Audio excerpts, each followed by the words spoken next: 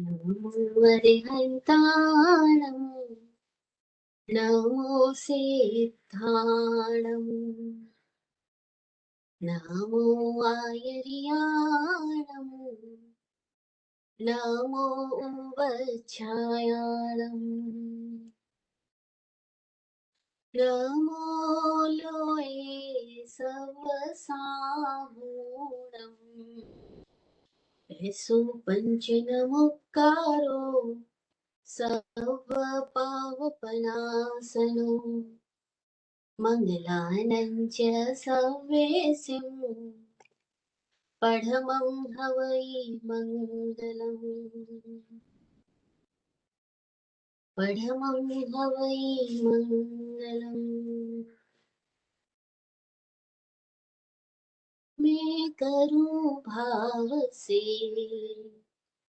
वंदन मेरा अहरह स्वीकार हो मैं करूं भाव से वंदन मेरा अहरह स्वीकार हो उदय कर्म की सुखद वर्णना जो देवे सत्संग मैं विराट वंदु सदा मैं विराट वंदु सदा गुरु ने श्रेय मिले प्रसंग जो मैं करूं भाव से वंदन मेरा अहरह स्वीकार हो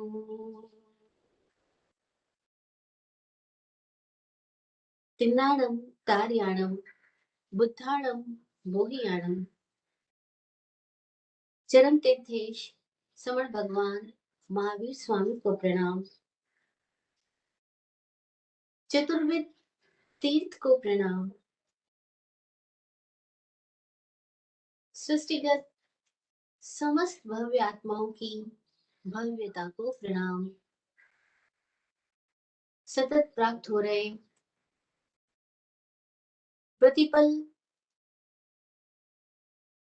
विकसित कर रहे सारे ही निमित्तों का आभार आभार आभार।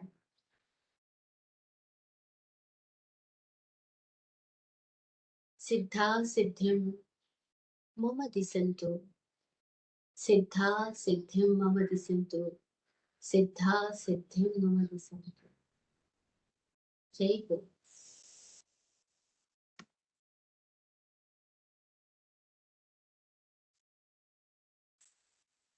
तत्वार्थाधिगम सूत्र की चर्चा हम पिछले 16 सेशन में कर चुके हैं। आज हमारा ये 17th वाला सेशन है जिसमें हम वाचक उमास्वाति द्वारा रचित तत्वार्थ सूत्र के चौथे सूत्र पे बात कर रहे हैं। चौथा सूत्र जिसकी चर्चा हमने लास्ट सेशन में भी की थी, जीवा जीवाश्रव संवर निर्जरा बंध मोक्षास्तत्वम। जीवा जीवाश्रव बंध संवर निर्जरा मोक्षास्तत्व। जीव अजीव आश्रव संवर बंध निर्जरा और मोक्ष, ये 7 तत्व इस सूत्र में बताए हैं। कहीं कहीं 9 तत्वों की बात आती है, 9 तत्वों का जिक्र आता है जहां पुण्य और पाप दोनों को ऐड कर दिया गया है, और यहाँ 7 तत्वों की बात कही गई है।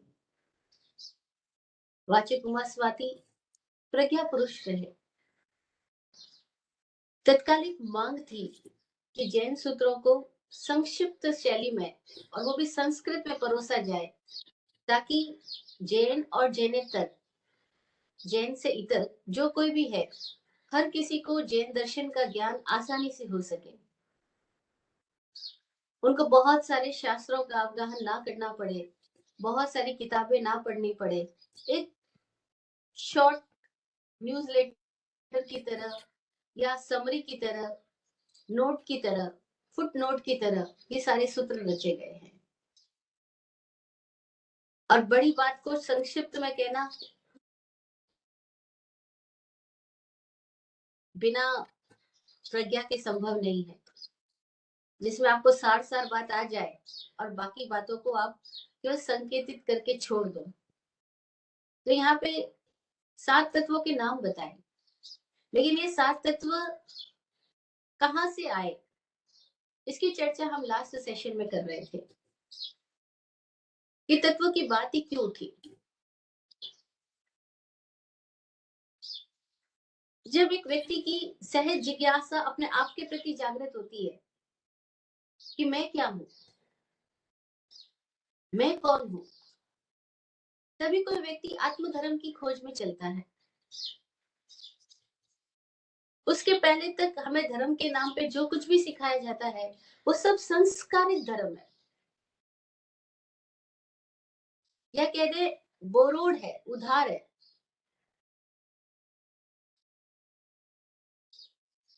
वो अपने से पैदा नहीं हुआ, आत्मगत नहीं है। अब जो बोरोड है, जो उधार है, जो हमारे जहन में बचपन से as a practice, as a training और एज ए संस्कार नाम देते हैं हम, जो कुछ भी हमें सिखाया गया है, हम सब अपनी सिखावट को ही सच मान करके और मैंने जान लिया ऐसा मान करके अपनी जिंदगी गुजार लेते हैं। मोस्टली ऐसा ही है, चाहे वो कोई भी धर्म का प्रणाली का व्यक्ति क्यों ना हो, लगभग हर प्रणाली के लोगों के साथ में यही स्थितियां हैं कि बचपन की सिखावन को हमने धर्म समझ लिया और उसको मान करके हमने ये जान लिया, हमने मान लिया कि मैंने जान लिया। बस यही भूल हो गई। अब ये ऐसी एक कह सकते हैं कि एसेंशियल भूल है कि हर घर में कोई ना कोई रिवाज सिखाया जाता है धर्म के नाम पर, कोई ना कोई प्रणाली पकड़ाई जाती है धर्म के नाम पर। कम से कम इंडिया में तो है ही, आउट ऑफ इंडिया अमेरिका में भी मोस्ट लोग ऐसा करने की कोशिश करते हैं। क्रिश्चियनिटी अपनी बातें फैलाएगी, जूस है तो वो अपनी बात बताएंगे, मॉमडन्स अपनी बात सिखाएंगे अपने बच्चों को। हर किसी को रहता है कि बच्चा इस दुनिया में आया है तो उसको अपना धर्म देना हमारी जिम्मेदारी है। और वो ये भूल जाते हैं सिखाते वक्त कि ना तुम्हें धर्म का पता है, ना जो तुम दे रहे हो वो धर्म है। वो धर्म के नाम पर दी जा रही एक प्रणाली है, एक रिवाज है, एक ट्रेडिशन है, एक कल्चर है। और उस ट्रेडिशन और कल्चर को धर्म समझ लेना हमारी भारी भूल हो जाएगी। और वही होती जाती है, होती ही जा रही है। अच्छा, फिर प्रश्न पैदा होता है अगर कुछ भी ना सिखाए तो कैसे चलेगा? क्योंकि हम कुछ भी ना सिखाएंगे तभी बच्चा कुछ तो सीखेगा ही वातावरण से। और फिर वो जो सीखेगा वो हमें हमारी पसंद के अनुकूल नहीं होगा, हमारी घर की परंपरा के अनुकूल नहीं होगा, तो फिर हमें कष्ट होगा। हम उसके साथ मैच कैसे करेंगे? इसीलिए हम कि उसके दिलो दिमाग में कुछ और इकट्ठा हो उसके पहले हम अपनी बातें पकड़ना अपना फर्ज समझते हैं, अपना धर्म समझते हैं और अपनी जिम्मेदारी समझते हैं। तो क्या किया जाए? क्या ना बताया जाए?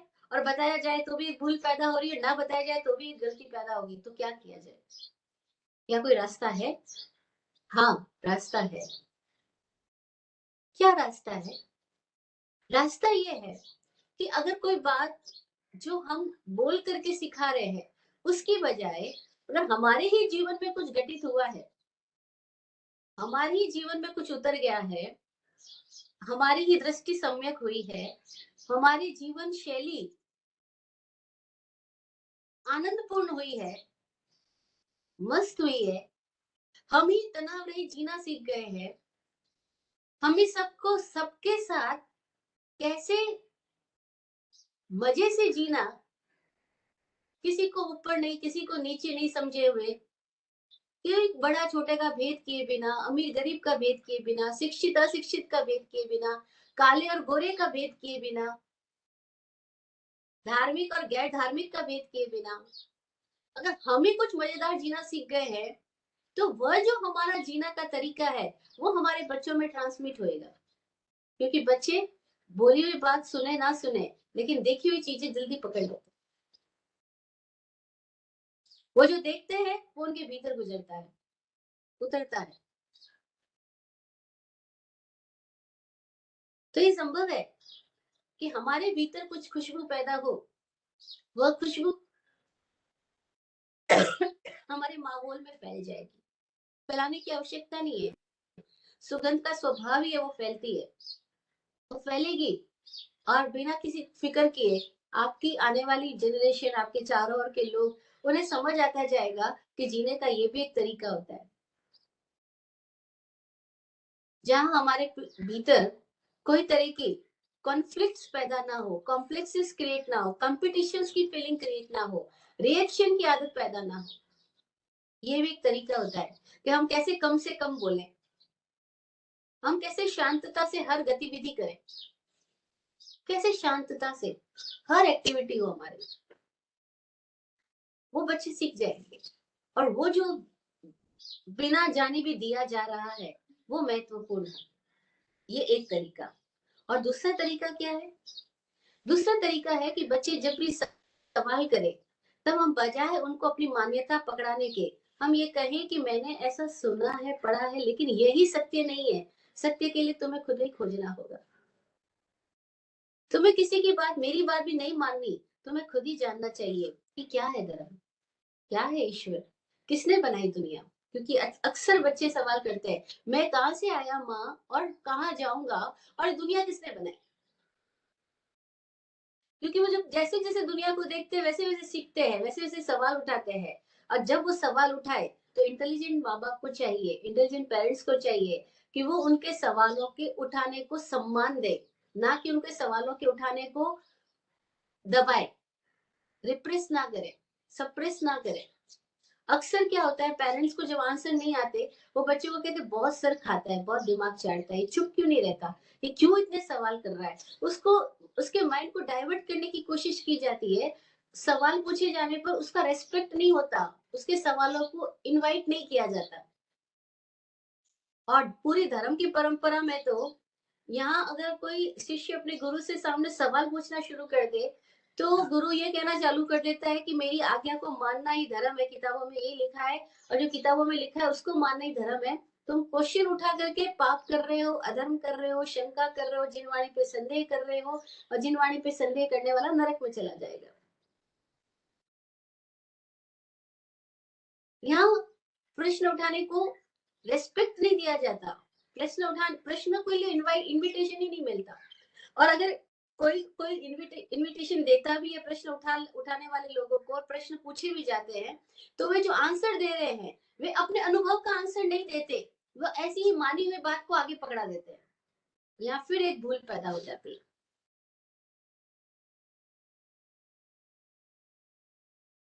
अनुभवी लोग कहते हैं कि अगर किसी ने आपसे कुछ पूछा है, तो आप वही बात कहो जो आपके अनुभव में उतरी हो, और अगर अनुभव में नहीं उतरी हो, तो आप चुप रह जाओ, मौन रह जाओ, उनको संकेत कर दो कि भाई किसी अनुभवी से मिलेंगे, वहां पूछेंगे, मुझे नहीं पता है। अपने अज्ञान को स्वीकार कर ले, वो विनीत है।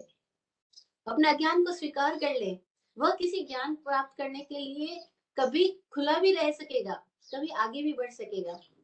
उसको ज्ञान प्राप्त होने की संभावनाएं भी है। लेकिन जिसने अपने अज्ञान को ही ज्ञान मान लिया, और अपनी मान्यता को आगे पकड़ा करके ये समझ लिया कि मैंने धर्म की शिक्षा दे दी है, अब वो गड़बड़ी कर रहा है। और इस बात के साथ में जितने भी ये धार्मिक प्रणाली के टीचर्स है, उनके लिए बहुत बड़ा क्वेश्चन मार्क है। ये धार्मिक जगत में इतने सारे टीचर्स है हमारे यहाँ पर, टीचर्स कह दो, प्रीचर्स कह दो, उन सब के ऊपर बहुत बड़ा क्वेश्चन मार्क है कि अगर हमने एक्सपीरियंस नहीं किया है, और हम अपनी मान्यता को ही पकड़ाए जा रहे हैं, और वो भी धर्म के नाम पर, और ये कह रहे हैं कि तुम इसको मान लो, तुम खोजो मत, तुम जानो मत, तुम इसको मान लो, बस वहीं पर हमने अपराध कर दिया। और ये अपराध हमने आदमी को मारने से भी बड़ा अपराध किया। क्यों बड़ा अपराध किया? क्योंकि इसमें आदमी के भीतर की जिज्ञासा ही मर गई, विकसित होने की संभावनाएं खत्म हो गई। अब जो मुंह मान लेगा, उसने अपनी आंखों पर चश्मा चढ़ा लिया, अब पट्टियां बांध ली, और अब क्या होगा, उसकी देखने की क्षमता अवरुद्ध हो जाएगी। और जिसकी देखने की क्षमता अवरुद्ध हो गई है, उसके जीवन में ज्ञान और चरित्र कैसे प्रकट होगा? पहला पद तो दर्शन है। पहला ही पद जो है वो सम्यक दर्शन है, देखने की क्षमता है। और सम्यक दर्शन का मतलब निष्पक्ष देखने की क्षमता है, बिना पक्षपात के, यानी बिना बिलीफ सिस्टम में गए डूबे। बिना पक्षपात के देखने और सुनने की क्षमता होगी, तभी किसी व्यक्ति में अनुभव से ज्ञान आ सकेगा। ज्ञान पाने का तरीका अनुभव है, और अनुभव का तरीका दर्शन की विशुद्धि है। दर्शन निर्मल होगा तो ही अनुभव हो सकेगा। देखना ही कलुषित हो गया, प्रदूषित हो गया, करप्ट हो गया, कैसे आगे बढ़ पाओगे? और यही कारण है कि सारी मनुष्य जाति बुद्धिमान प्राणी होने पर भी सर्वाधिक तौर से मूर्ख और मूढ़ बनती जाती है, और वो भी धर्म के नाम पर। तो हमें क्लियर समझना चाहिए, एक औपचारिक बात है और एक आत्मिक बात है। जो भी बातें बाहर से हमारे घर परिवार में पढ़ाई सिखाई गई वो औपचारिक है। औपचारिक इसलिए क्योंकि ऊपर ऊपर से है, ऊपर ऊपर से है, हाइपोथेटिकल है, आंतरिक नहीं है, आत्मगत नहीं है। जो रियल है उसकी दिशा में अगर हमें जाना है, तो एक सूत्र जो हमने बहुत बार चर्चा की है, बार बार उसी की बात हम फिर उठाते हैं, कि उसके लिए जरूरी है कि मान्यताओं को साइड में रख करके खुद एक्सपीरियंस में उतरा जाए, खुद एक्सपेरिमेंट किए जाए। मानना नहीं, जानना मार्ग है। और जानने के लिए पहला कदम जो उठाना है वो यही होगा कि मैं मानूंगा नहीं, मैं खुद अनुभव करूंगा। और तब व्यक्ति अपनी जिम्मेदारी खुद लेगा। तब उसके भीतर जब सवाल उठता है कि दुनिया किसने बनाई।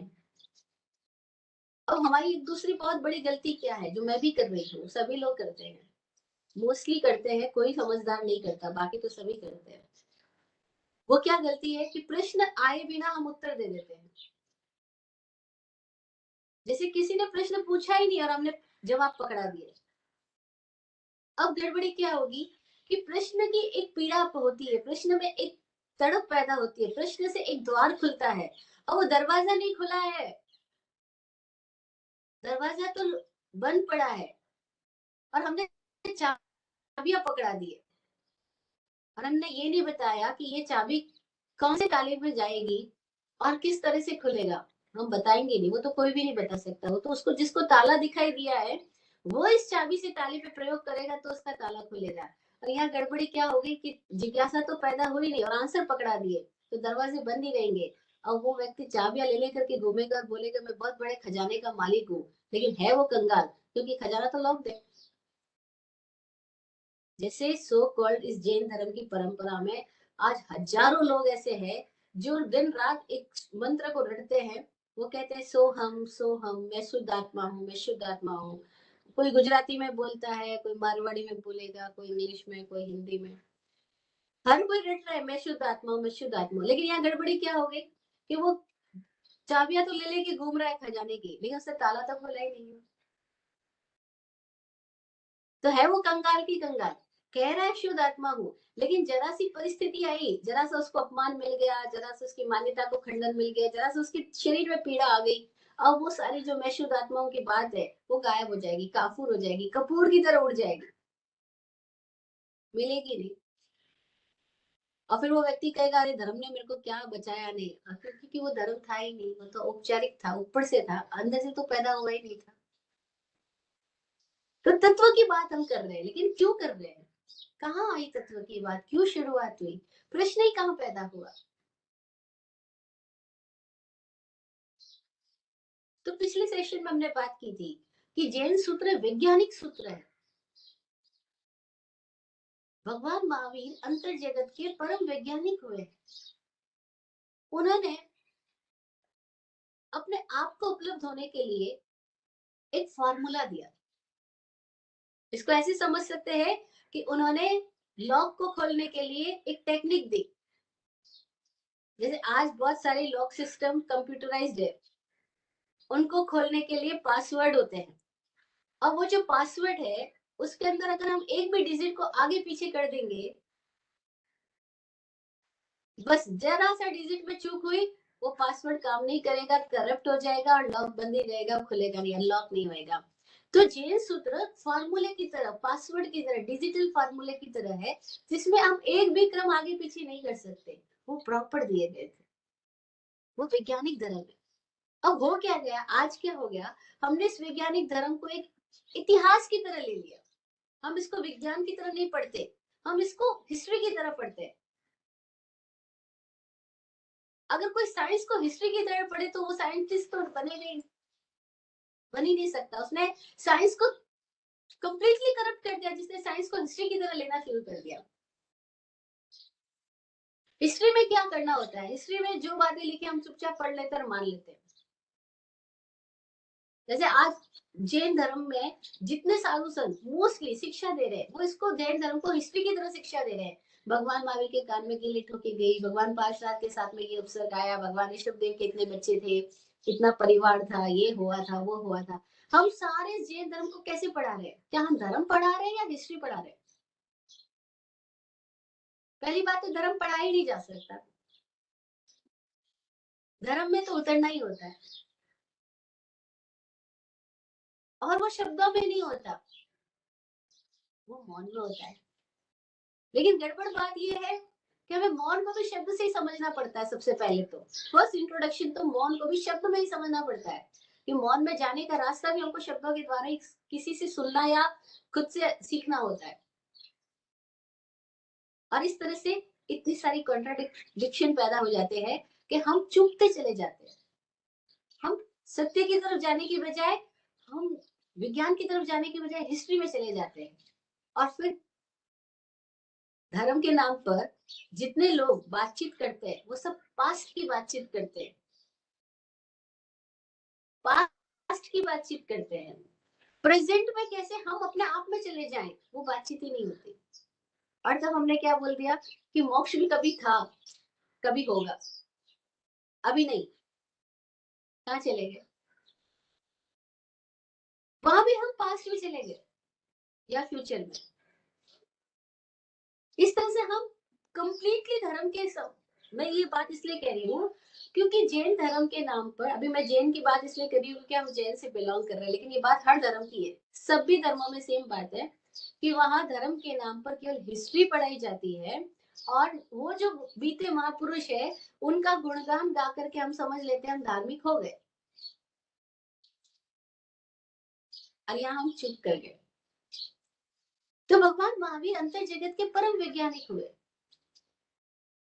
और उनकी जो बात है उसको हम ऑब्जेक्टिव जो साइंस है उससे आज समझने की कोशिश कर रहे हैं। ये हमारी गड़बड़ी हो रही है, क्योंकि वो तो सब्जेक्टिव साइंस है जो जैन धर्म की या हम आत्म धर्म की बात कर रहे हैं, और हम आज इसको भी ऑब्जेक्टिव साइंस से समझने की कोशिश करते हैं। और अपनी बातों को हम प्रूव करने के लिए, अपनी बातों को बातों की इम्पोर्टेंस शो करने के लिए हम बाहर के साइंस की बातों का सहारा लेकर के कोशिश करते हैं कि इससे हमें समझ आ जाएगा। यहाँ भी हम गड़बड़ी करते हैं, क्योंकि वो जो सब्जेक्टिव है उसको किसी ऑब्जेक्ट से कैसे समझा जा सकता है। उसके लिए तो ऑब्जेक्ट में एंटर करना होगा कि हम सब्जेक्ट को खोज सके। तो हमने लास्ट सेशन में बात की थी कि धर्म की शुरुआत कहाँ से हुई थी, जब सवाल पैदा हुआ, जिज्ञासा पैदा हुआ। तो कुछ लोग भगवान महावीर के पास पहुंचे, कोई गौतम बुद्ध के पास पहुंचा, कोई श्री कृष्ण के पास पहुंचे, कोई किसी और सदगुरु के पास पहुंचे, और उनको देख करके आश्चर्य पैदा हुआ, अरे क्या ऐसा भी जीवन संभव है।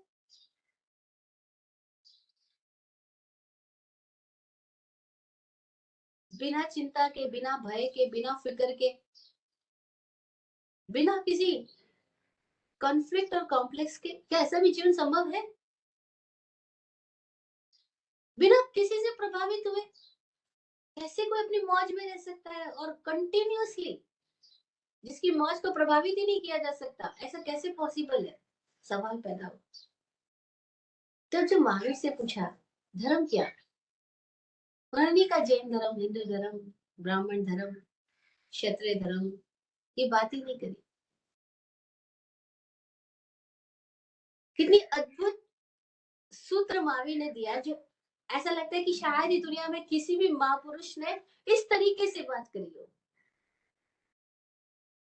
क्योंकि महावीर जो थे वो विज्ञान जो है वो गणित की भाषा में बात करता है, वो काव्य की भाषा में बात नहीं करता। और जैन धर्म की जो सारे सूत्र है वो गणितात्मक है, मैथमेटिकल है। तो उन्होंने बिल्कुल संक्षेप में एक बात रखी, वस्तु सहावो धम्मो, वस्तु का स्वभाव धर्म। बस जिसको इतनी सी बात में समझ आ गया, उसने आगे कोई सवाल नहीं किया, वो वस्तु के स्वभाव में उतर गया, वो वस्तु के स्वभाव को खोजने में चला गया। अब वो आप किसी भी वस्तु के उसकी गहराई तक, क्योंकि स्वभाव का होगा उसके मूल स्वरूप में होगा, और उसके मूल स्वरूप तक जाओगे तो आप मूल तक जाते जाते आपके भीतर ऑटोमेटिकली सारे आवरण दूर हो जाएंगे। क्योंकि अगर जिज्ञासा गहन हो, बीच में मान्यताओं के रोड़े ना अटके, तो व्यक्ति इस अनेकांत जगत के किसी भी कोण पे क्यों ना खड़ा हो, अनेकांत जगत के किसी भी पॉइंट पे क्यों ना खड़ा हो, किसी भी कोण पे, किसी भी एंगल पे क्यों ना खड़ा हो, अगर वो उसी एंगल से डीप में जाता जाए तो वो कोर तक पहुंच ही जाएगा। इस बात को एक एग्जांपल से समझते हैं कि जैसे एक सर्कल हो, उस सर्कल में आप किसी भी पॉइंट पे क्यों ना खड़े हो, अगर आप जिस भी पॉइंट पे खड़े हो सर्कल के, अगर उस सर्कल के डीप में चले जाओ, खोजी बन करके खोजते जाओ वस्तु का स्वभाव धमन, तो स्वभाव क्या है, खोजते खोजते खोजते आप जहाँ पहुंचोगे, डीप में कोर में पहुंच ही जाओगे। तो आप किसी भी एंगल की किसी भी कोण से पहुंचना शुरू करो, आप केंद्र पे आ जाओगे, सेंटर पे आ जाओगे। और जो सेंटर पे आ जाता है, बस वो धर्म को उपलब्ध हुआ। धर्म मतलब आपका अपना होनापन, हमारा अपना होनापन, आर बीइंग। अब बड़ी मजेदार बात कि भगवान महावीर ने अपने उस सेल्फ बीइंग को कैसे जाना। जब उनसे नेक्स्ट सवाल किए गए तो उन्होंने बोला कि इस बीइंग पर हम है ही, केवल हम उछल के डूइंग पे चले जाते। तो उन्होंने जो साधना की प्रणाली दी वो सामायिक की प्रणाली दी। और सामायिक का मतलब क्या था, नॉन डूइंग में जीना। न करेमी न कार्यमी करंतम्पि अन्नम न समणो जानामि। ना करना है ना कराना है, और करने वालों का समनुज्ञान भी नहीं करना है, कौन क्या कर रहा है इसकी तरफ भी नहीं जाना है। आसान नहीं है, बोलना बहुत आसान है, प्रैक्टिकली हमारी इतनी गहरी आदत पड़ी हुई है करने की, चुप बैठ ही नहीं सकते, कुछ ना कुछ तो करेंगे। और करवाने की, लोगों को कुछ ना कुछ सलाह देते रहेंगे, इंस्ट्रक्शंस देते रहेंगे, उपदेश देते रहेंगे, कुछ ना कुछ करवाते रहेंगे। और कौन क्या कर रहा है इसका पूरा ख्याल रखने की, न्यूज़पेपर के थ्रू, टीवी चैनल के थ्रू, लोगों से बात करते हुए, कहाँ क्या हो रहा है, कहाँ क्या नहीं हो रहा है, पूरी टाइम हम उसी में इन्वॉल्व रहते हैं। इसका मतलब है पर अध्याय चालू रहता है, स्व अध्याय नहीं होता, पर का अध्याय चालू रहता है। कैसे धर्म की खोज हो, तो स्वाध्याय के बिना पॉसिबल नहीं है, स्व में ही उतरना होगा, क्योंकि वस्तु का स्वभाव धर्म। तो हम इस अनेकांत जगत के किसी भी कौन से अगर डीपली अपने भीतर जाते जाए और बीच में आने वाले कोई भी तरह के एक्सपीरियंसेस के साथ में अटके नहीं, कोई भी तरह की बिलीफ सिस्टम के साथ में अटके नहीं, केवल हर एक बात में एक ही पॉइंट पे जाए कि जब तक मैं अल्टीमेट ना जान लूं मैं चुप नहीं बैठूंगा।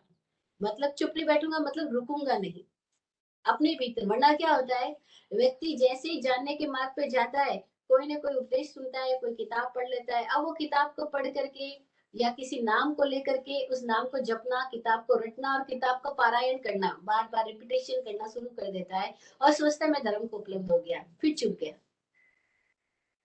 फॉर्मूले अप्लाई करने के लिए होते हैं, रटने के लिए नहीं होते। और बार बार रटने के लिए, बार बार रिपीट एंड रिपीट रिपीटेशन के लिए नहीं होते, वो उसको अप्लाई करके उसके भीतर जाने के लिए होते हैं। यही विज्ञान की बात है। तो उन्होंने कहा वस्तु का स्वभाव धर्म है। जिनको समझना था उतनी बात में समझ गए, इशारा काफी था। लेकिन कोई हम जैसे लोग थे जिनकी प्रज्ञा उतनी प्रखर नहीं है, जिनकी बुद्धि इतनी निर्मल नहीं है, जिनकी समझ पे बहुत ताले पड़े हैं, तब उनको समझाने के लिए उनके पास और प्रश्न पैदा हुए। अब क्या वस्तु का स्वभाव तो बोलते, पर वस्तु क्या, कैसे जाया जाए, कैसे जाना जाए, और उस धर्म को हम कैसे पहचाने।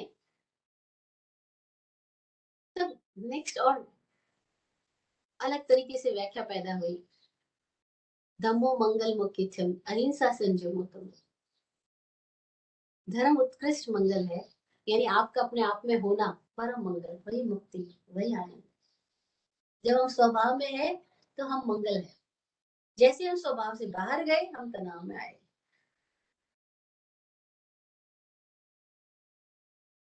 वो कैसा धर्म है, तो बोला अहिंसा संयमो तवो, उसका लक्षण है।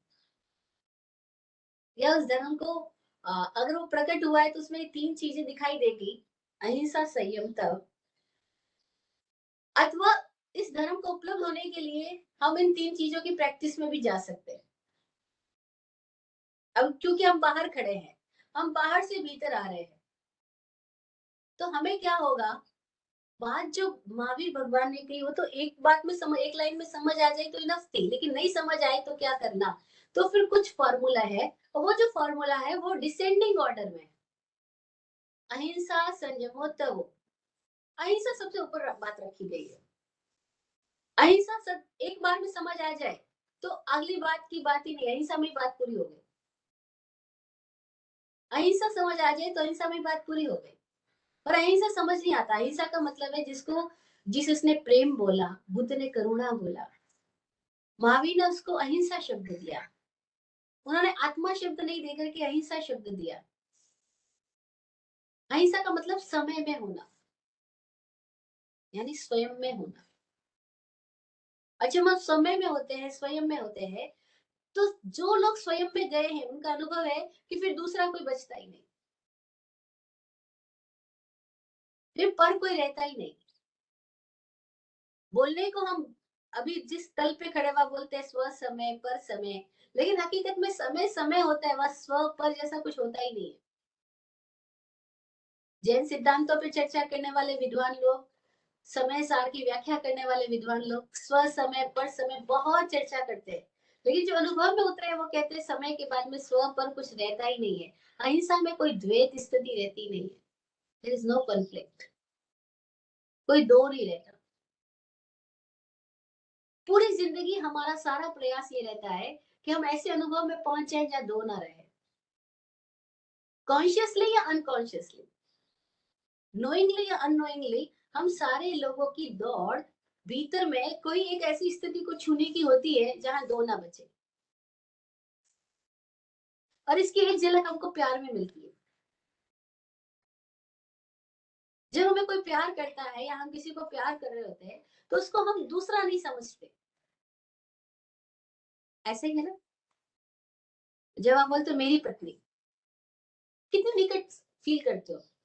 पता नहीं पत्नी को करते या नहीं करते, कोई लोग पत्नी को नहीं करते, प्रेमिका को करते हैं। वो बोलते हैं पत्नी तो अच्छी लगती है लेकिन अपनी ना हो तो। क्योंकि अपनी के साथ तो दिन रात झगड़े फसाद होते रहते हैं। तो ये एक प्यार में महसूसी होती है, अरे कोई अपना। वो प्यार क्यों अच्छा लग रहा है, वो प्यार पाने की तड़प, प्यार को खोजने की ललक क्यों बनी रहती है, क्योंकि ये वो अनुभव है जहां हमारे भीतर में दो नहीं बचता। ऐसा कोई एक व्यक्ति के साथ महसूस होता है कि वहां बैठ के ऐसा लगा जैसे हम, हमारे उसके बीच में कोई भेद नहीं रहा। तभी तो लोग जिसको प्यार करते हैं उसके साथ कुछ छुपाना नहीं चाहते, कहते इसके साथ कोई भेद नहीं है मेरा, ये ऐसे ही जैसे मैं हूँ, आपा। तो ये जो प्रेम की प्यास है बाहर से, वो इसीलिए क्योंकि भीतर में कहीं अहिंसा हमारी स्थिति है, समय हमारी स्थिति है, वो प्रेम हमारा स्वभाव है। लेकिन गड़बड़ क्या होता है, बाहर से हम जितनी भी कोशिश करते हैं कहीं ना कहीं वहां भेद रहता ही है। क्यों भेद रहता है, क्योंकि हम कितनी पति पत्नी माँ बाप बच्चे किसी के भी साथ प्रेम में एक होने की कोशिश करते हैं, तब भी वहां पर कोई ना कोई द्वैत बना ही रहता है। क्योंकि हमारे स्ट्रक्चर्स के साथ हम मुलाकात कर रहे हैं। There are structure, physical structure, mental structure, cultural structure. अब वो स्ट्रक्चर स्ट्रक्चर के साथ मिलना चाहता है, पॉसिबल ही नहीं, क्योंकि स्ट्रक्चरली एक दूसरे के साथ हम कितना भी कनेक्ट होना चाहेंगे, वहां डिफरेंस आएगा, गैप आएगा, क्योंकि वहां दो मौजूद है। तो बाहर से दो प्रेमी एक हो जाए, इसकी संभावना, वो हाईएस्ट कोशिश करते हैं, लेकिन है कंप्लीट हो ही नहीं सकते, कंप्लीटली हो नहीं सकते। पर वही एक सुखद एहसास है जहां अहिंसा फील होती है, वहां हिंसा नहीं लगती, क्योंकि जहां हम प्रेम में होते हैं वहां हिंसा गायब हो जाती है। आज जिसको हम प्रेम कह रहे हैं, प्यार कह रहे हैं, प्यार मोहब्बत कह रहे हैं, इसमें तो बहुत हिंसा है। इसमें तो हम एक दूसरे को अधिकार में रखने की कोशिश करते हैं, एक दूसरे को अपना अनुरूप बनाने की कोशिश करते हैं, और एक दूसरे पर अपना बस कंप्लीट पजेसिव हो जाते हैं। तो हिंसा ही हिंसा है पोजीशन में। महावीर जिस अहिंसा की बात कर रहे हैं, वो अपरिग्रह से ही आती है, बिना परिग्रह परिग्रह में आ ही नहीं सकते। परिग्रह यानी पोजीशन, अपरिग्रह यानी पॉजिटिव लेस हो जाना। तो वो जो अहिंसा पैदा होती है, वो भीतर की एक स्थिति में पैदा होती है। वो क्या कब पैदा होती है, कैसे पैदा होती है, उसको भीतर जाने का मार्ग क्या है, हम अपने आप में कैसे जाएं। सवाल ये है, हमारे भीतर ही सब कुछ है, हम ही वो है, लेकिन हम अपने से ही अज्ञानी हैं, हम अपने से ही अछूते हैं, हमने अपने आप को ही नहीं छुआ है, तो क्या करें। और बहुत बड़ी लंबी चौड़ी अगर व्याख्या में ना जाओ, तो बिल्कुल सिंपल बात है कि अपने आप के साथ मुलाकात करने के लिए अपने आप में बैठना सीखे। जैसे हम बाहर किसी को जानने के लिए उसके पास बैठते हैं, उससे बातचीत करते हैं, उससे मुलाकात करते हैं, उसको टाइम देते हैं, उसको फोकस करते हैं, उधर अटेंटिव रहते हैं, ऐसे हम खुद के प्रति हो जाए, बस केवल दिशा बदल जाए, वो जो बाहर जा रही है वो भीतर की तरफ हो जाए। तो जैसे ही भीतर की तरफ दिशा हो जाएगी तो क्या होगा, अब आंख जो पहले बाहर देख रही थी, अब आंख बंद होकर के अपने आप को देखने लगेगी। कान जो पहले बाहर सुन रहे थे, अब वो कान भीतर की दिशा में मुड़ गए, भीतर भी कुछ आवाज हो रही है, उसको सुनने लगेगी। भीतर भी कोई रस है, उसको चखने लगेगी जीभ। भीतर भी कोई टच है, भीतर भी कोई महसूसी है, उसको महसूस करने लगेंगे। और तब ये जो प्रत्याहार होगा, ये जो प्रतिसलीनता होगी, ये जो भीतर की तरफ लौटना होगा, ये जो प्रतिक्रमण होगा, भीतर में आ जाना, बाहर से भीतर आ जाना, अतिक्रमण से प्रतिक्रमित हो जाना, अपने भीतर लौट आना। जब हम भीतर आ जाएंगे, प्रतिक्रमित हो जाएंगे, तब अपने आप में स्थित हो जाना, उसका नाम सामायिक। तो सामायिक में आने के लिए प्रतिक्रमण एक साधना थी कि कैसे हम बाहर से भीतर अपने आप में आ जाए। इसके लिए किसी शब्दों में जाने की जरूरत नहीं, किसी बहुत सारे पाठों को रटने की जरूरत नहीं। जो लोग पंच प्रतिक्रमण, बहुत सारे पाठ, स्तुति, वो सब प्रोसेस, उससे प्रतिक्रमण हो जाएगा, वो होता ही नहीं है। वो तो तभी होगा जब हम बाहर से भीतर लौटे। अब ये हर एक व्यक्ति की अपनी अपनी समझ का स्तर है, वो कहाँ तक समझ पाता है। कोई अहिंसा शब्द भी समझ जाता है। तो जो महावीर बोल रहे थे, तो उनके जो भीतर से शब्द निकले, वो शब्द ऐसे थे कि एक शब्द में ही बात पूरी हो जाए। तो जो लोग उस एक शब्द में समझ सके, उनके लिए यात्रा वहीं पूरी हो गई। ये जो वहां पे नहीं समझ पाए अहिंसा कैसे आए, तो अगली बात कही संयम हो, संयम साधा जाए, यानी एक बैलेंसिंग अप्रोच आए, एक निष्पक्ष स्थिति पैदा की जाए अपने भीतर।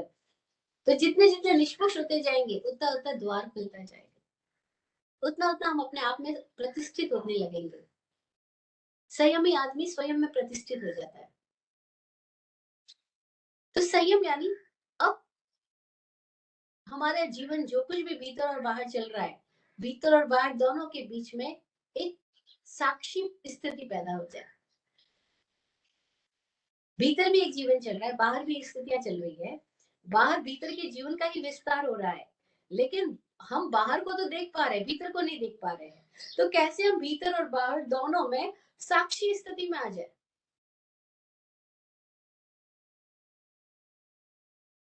अब वो साक्षी स्थिति, इतने में बात समझ आ गई, संयम तक तो बात कंप्लीट हो गई। बस जो साक्षी हो गया वो भीतर का भी देखने लगा, बाहर का भी, भीतर के वैचारिक जगत, भावनात्मक जगत, इन दोनों को भी देख रहा है। इमोशंस आते हैं, थॉट्स आते हैं, तरह तरह की स्थितियां पैदा होती है अपने शरीर के भीतर, अपने भीतर शरीर, मन, ये जो सारी स्थितियां पैदा हो, उनके प्रति साक्षी कैसे होते हैं। बाहर के प्रति भी, बाहर भी बहुत सारे उपक्रम होते रहते हैं चारों ओर, हर व्यक्ति के चारों बहुत सारे व्यक्ति है, और सब व्यक्तियों का अलग अलग स्वभाव है, अलग अलग स्थितियां है, अलग अलग प्रकृतियां है, अलग अलग आदतें हैं, सब कुछ चल रहा है, लेकिन कैसे एक बैलेंस आ जाए। तो हम किसी से भी उलझे नहीं, संयम आएगा तो उलझन खत्म, वो ना अपने में उलझेगा ना बाहर उलझेगा।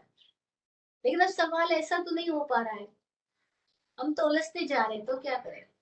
तो फिर तब अहिंसा संयम तब, अब तब क्या, तब यानी वे कुछ ऐसी प्रैक्टिसेस में आ जाएंगे हम कि हमारी उलझनों से हम कैसे धीरे धीरे धीरे धीरे अपने आप को हटाते जाएं।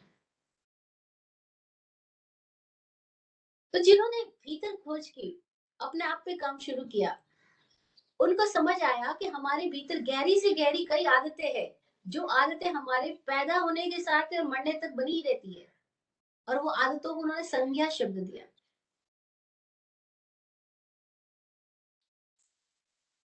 बेसिक इंस्टिंक्ट जिसको बोल सकते हैं। आज साइकोलॉजी के टर्म में उसको इंस्टिंक्ट बोला जाता है। तो कुछ बेसिक इंस्टिंक्ट्स है हमारे अंदर, जैसे आहार, भोजन की संज्ञा, मैथुन सेक्स की संज्ञा, फियर की संज्ञा, भय संज्ञा, और चीजों को अपने पास समेट लेने की, अपने अधिकार में रखने की इच्छा, परिग्रह की संज्ञा। तो अपनी आहार संज्ञा, भय संज्ञा, मैथुन संज्ञा, परिग्रह संज्ञा, इन संज्ञाओं पर काम करना शुरू करना होगा। और जब इन संज्ञाओं पर काम करना शुरू करते हैं हम सजग होकर के, तो उसके लिए तप मार्ग है। फिर तप के भी बहुत सारे भेद है, और जब हम तपा रहे हैं तो एक क्वेश्चन पैदा होता है कि किसको तपा रहे हैं। कोई तो पात्र होगा जिसको तपा रहे हैं, कोई तो द्रव्य होगा जिसको तपा रहे हैं। जैसे हमें दूध को बॉईल करना है, तो क्या हम दूध को आग में डालेंगे दूध बॉईल हो जाएगा? अरे, दूध को बॉईल करना है तो दूध को आग में डाल दो ना, दूध बॉईल होने की बजाय खत्म हो जाएगा, फिनिश। तो क्या करना होगा, दूध को पहले किसी पतीले में लेना होगा, बर्तन में लेना होगा, फिर उस बर्तन में डाल करके हम उसको तपाएंगे, तो वो बर्तन तपेगा, दूध बॉईल हो जाएगा, बर्तन तपेगा तो दूध गर्म हो जाएगा, बर्तन तपेगा तो मक्खन से घी निकल पाएगा। मक्खन में घी है, लेकिन निकालने के लिए क्या करना होगा, उसको आंच देनी होगी। अब आंच डायरेक्ट मक्खन को दे दोगे तो नहीं, बीच में कोई पात्र चाहिए, द्रव्य चाहिए।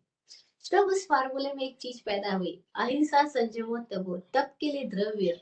तो द्रव्य क्या है, एलिमेंट्स क्या है, जिसके जोड़ में कुछ ऐसी स्थिति पैदा होगी कि ये तपेगा तो संयम आएगा, और अहिंसा की स्थिति में हम आएंगे, वो धर्म है।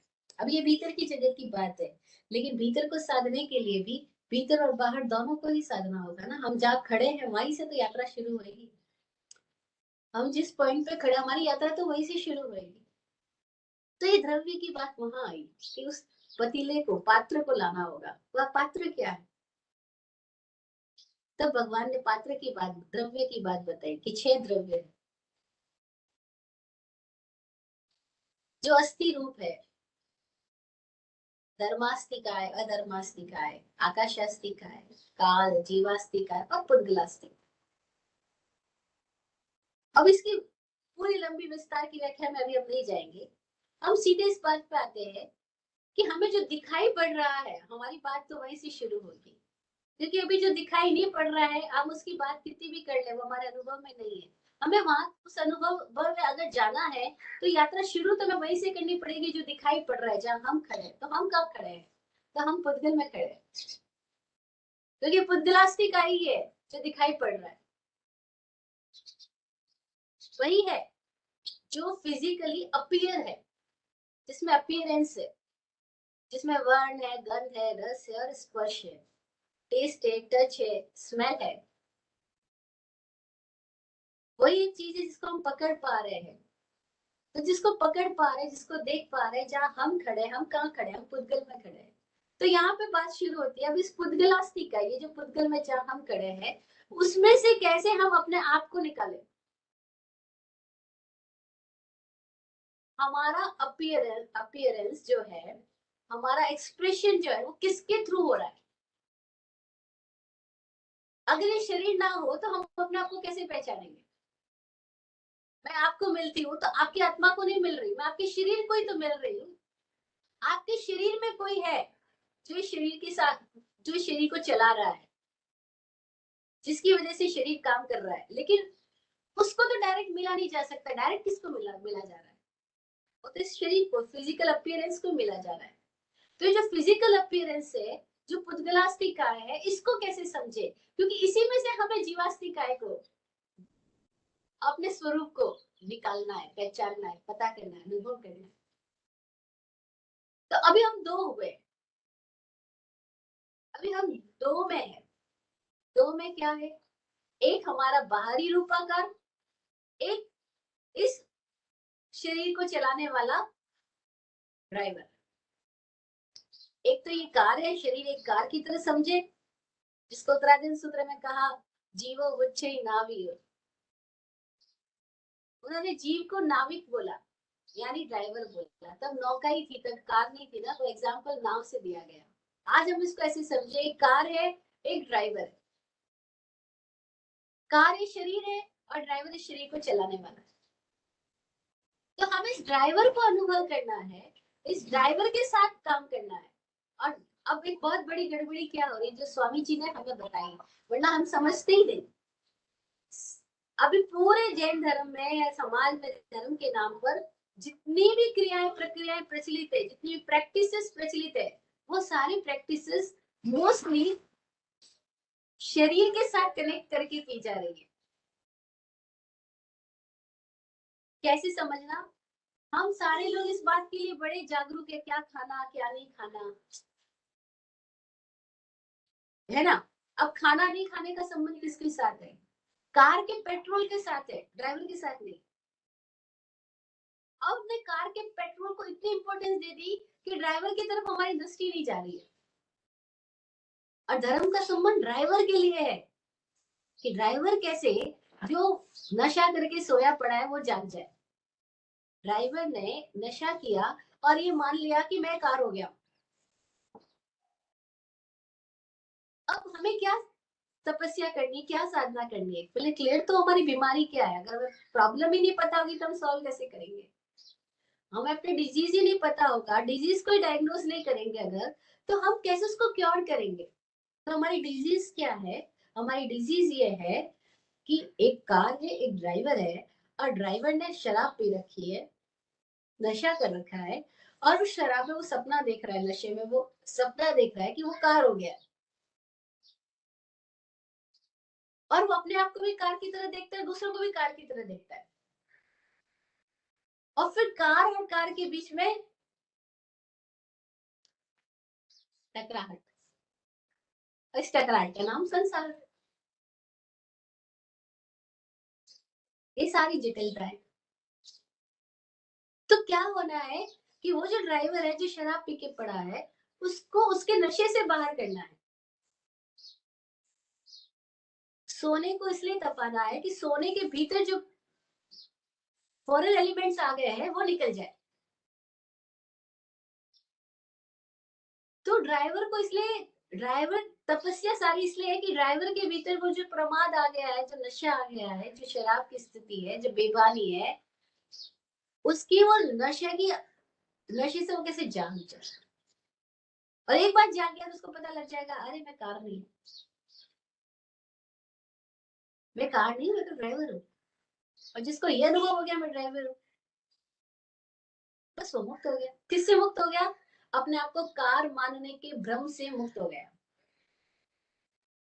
तो कर्म क्या है, लोग बोलते हैं कर्मों का बंधन, कर्मों का बंधन, वो केवल एक भ्रम है कि हमने अपने आप को कार मान लिया। और इस भ्रम से मुक्त हो जाना ही मोक्ष है।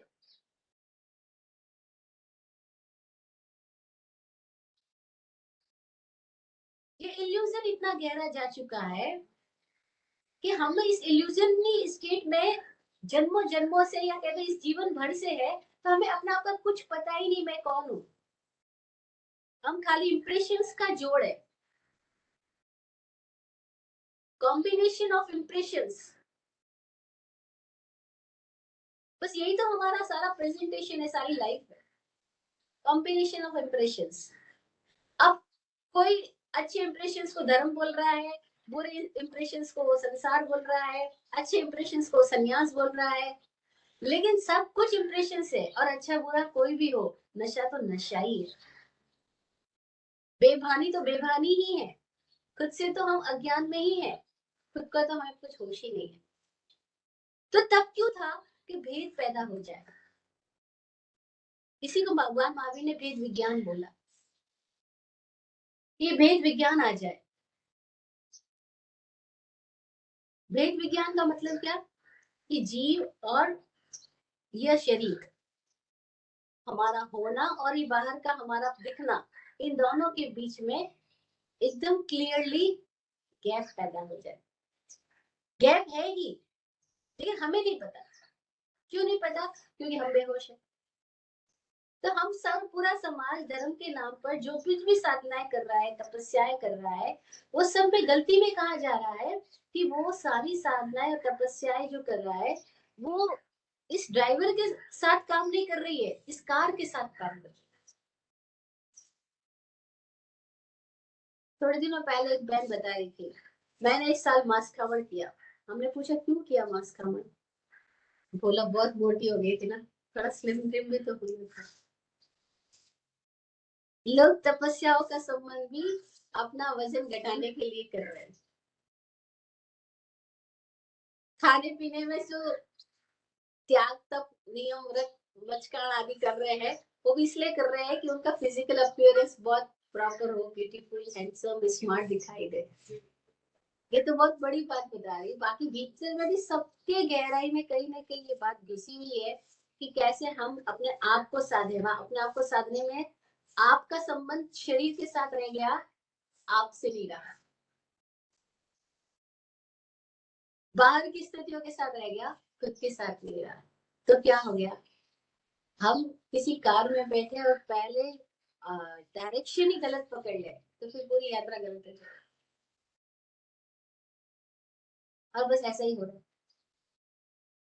तो हम सारे लोग इस बात पे बड़ा ख्याल रखते हैं, इस कार में पेट्रोल डालना, डीजल डालना, डमीकेट डालना नहीं डालना, वेगन डालना नॉन वेगन डालना, क्या करना क्या नहीं करना। लेकिन ये कार जा कहाँ रही है, क्या ये ड्राइवर को जगा रही है? नहीं, ड्राइवर तो सोया पड़ा है, हम बस कार के पेट्रोल की फिक्र कर रहे हैं। इसीलिए दुनिया भर में आदमी जैन नहीं दिखाई देता, खाली फूड जैन हो गया। Jain food is available here. Jain food ने पूरे विश्व में एक पहचान बना ली है, पर किसी भी जैन ने, जैन का मतलब a scientific way to realize oneself, और जो साइंटिफिक नेचर वाला है वह जैन है। इस बात को फिर बार बार कहती हूँ, ये बात किसी तरह से हमारे कानों में घुसे, हमारे को जगाए, किसी तरह से ये बात लोगों तक जा सके, हम तक, हमारे अपने आप को भी और बाहर भी सबको मिल सके, कि हम फिर भूले कर रहे हैं, हम जैन का संबंध जन्म से जोड़ रहे हैं, जाति से जोड़ रहे हैं, कुल से जोड़ रहे हैं। जैसे किसी डॉक्टर का बेटा पैदा होने से डॉक्टर नहीं होता, उसको डॉक्टर होना है तो उसको कुछ प्रैक्टिस करनी होगी, उसको 18 20 साल 40 साल 25 साल पढ़ना ही होगा। 25 30 साल की पढ़ाई और प्रैक्टिस के बाद ही वो डॉक्टर हो पाएगा। ऐसी ही इंजीनियर का बेटा इंजीनियर नहीं हो जाता, वकील का बेटा वकील पैदा नहीं हो जाता, जैन पैदाइशी नहीं होते। जैन होने का मतलब अपने आप को साइंटिफिक अप्रोच वाला होना होगा, खोजी होगा, जो नॉन बिलीवर होगा, जो विश्वास नहीं करेगा, जो नाम रखने की माला नहीं कर रहा है, वो अपने आप को खोज रहा है। जो खुद को जान चुके वो जिन, जो खुद को जानने की मार्ग पर चल पड़े वो जिन। तो धर्म को इतिहास की तरह ना लो, विज्ञान की तरह लो। तभी समझ आया कि अच्छा ये धर्म पे कहाँ तक आया। अब जब पैदा हुई बात द्रव्य में पुद्गल की बात, तो अब पुद्गल को समझने के डायमेंशंस क्या क्या है, तब 7 डायमेंशन की बात की गई। वो ये जीव अजीव आदि 7 तत्व। ये कहां से आए, सवाल ये था तत्वों की चर्चा आई कहां से, क्यों आई। तो ये जो दृश्यमान जगत है, इसको समझने के लिए इस पुद्गलास की काय कोई कह रही हूँ, इसी दृश्यमान फिजिकल विजिबल और फिजिकल इस वर्ल्ड को समझने के लिए, जहां हम खड़े हैं हमारी स्थिति को समझने के लिए, ये 7 तत्वों की बात है। और तब पहला तत्व आया जीव। जीव यानी हम स्वयं, जो जीवन को धारण किए हुए, जो लिविंग है, जो जी रहे हैं, जो महसूस कर रहे हैं, जो जान रहे हैं, वो हम स्वयं जीव। अजीव, अजीव यानी क्या, ये सबसे महत्वपूर्ण बात है अजीब को समझना। अजीब का मतलब जीवन से रहित नहीं है, जो अब तक हम समझते आ रहे हैं। अब तक परंपरा से हम यही सुनते और पढ़ते आ रहे हैं कि जीव यानी चेतना और अजीब यानी जड़ता। नहीं, अजीब मतलब जड़ नहीं है। अजीब का मतलब है जिसमें अल्पतम है जीवन, अभाव के लिए नहीं है, अल्पतम अवस्था के लिए। अब ये संस्कृत की प्राकृत की भाषा में बड़ी विचित्रता है, यहाँ एक ही शब्द के अनेक अर्थ है, और कहने वाला जब जिस बात को कह रहा है उसके संदर्भों में उतरे बिना अगर हमने उस शब्द को पकड़ लिया है, तो हम उसके शब्दों से कभी उसके भावों को तक नहीं पहुंच पाएंगे। हमें कहने वाले के संदर्भ तक जाना होगा। इसलिए इतनी सारी बात करते आ रहे हैं पिछले समय से। जल्दी से कहना होता तो बहुत आसान था, जीव अजीव आश्रम संवर की लाइन में परिभाषा बोल करके ये बात खत्म हो सकती थी, लेकिन वहीं पे नहीं जाना। वो तो किताबों में बहुत लिखा पढ़ा हमने सुना है। हम क्यों इस तत्व की बात तक आए, इसके लिए इतनी लंबी हम यात्रा कर रहे हैं कि हमारे भीतर सवाल पैदा हुआ कि मैं क्या हूँ, कौन हूँ, धर्म क्या है। और तब हम अपने भीतर इस स्थिति तक पहुंचे कि जीव अजीब तत्व की खोज पैदा है।